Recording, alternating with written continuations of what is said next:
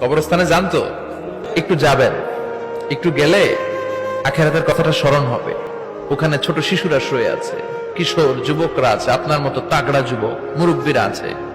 এরা এই এলাকায় থাকতো, এরা আকাশ থেকে নেমে আসে না, এই এলাকার সন্তান আজ নাই। একটা সার্টেন পিরিয়ড শেষে আপনিও থাকবেন না। This is the nature of life, this is the circle of life. ছোট্ট শিশু হয়ে এসেছিলেন, শৈশব, কৈশোর, যৌবন, প্রৌঢ়ত্ব। আগে ছিলেন সিঙ্গেল, বিয়ে করে হয়ে গেলেন ডবল।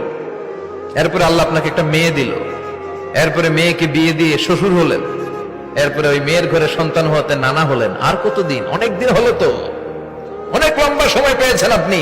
Think about that. এবার যাওয়ার কথা ভাবেন, আখিরাতের সামানের কথা ভাবেন, ফিরে যেতে হবে। কি শক্তিশালী যুবক, বার্ধক্য চলে আসলে লাঠি ছাড়া চলতে পারে না।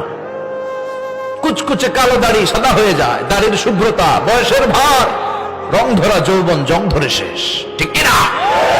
This is the circle of life. যুবক ভাইরা, এটাই জীবন, চলে যেতে হবে, কেউ থাকতে পারবে না, ঠিক কিনা?